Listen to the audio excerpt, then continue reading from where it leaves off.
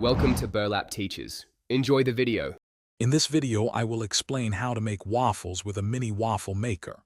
First, gather all your ingredients like flour, eggs, milk, and a little oil. Make sure your mini waffle maker is sparkling clean and ready for action. Then, plug it in and let it preheat for about 3 to 5 minutes.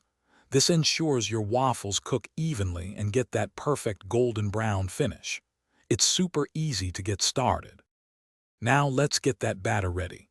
In a large bowl, whisk together your dry ingredients like flour, sugar, baking powder, and a pinch of salt. In another bowl, combine your wet ingredients, eggs, milk, and melted butter or oil. Gently mix the wet into the dry until just combined. A few lumps are perfectly fine.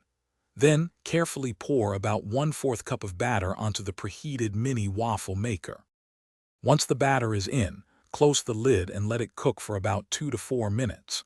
You'll know it's ready when the steam stops escaping from the sides, and your kitchen smells amazing.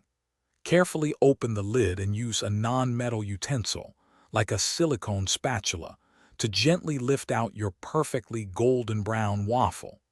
Place it on a plate and repeat the process for as many delicious mini waffles as you desire. Your mini waffles are ready. Serve them warm with your favorite toppings like fresh berries, syrup, or whipped cream. After enjoying your breakfast, let the waffle maker cool completely before cleaning. A simple wipe down with a damp cloth usually does the trick for easy cleanup. For an even easier cleanup, check out the Shark AI Ultra Robot Vacuum and other great deals in the description below. It's a fantastic way to keep your kitchen spotless. Thanks for watching. Consider subscribing if this video helped you.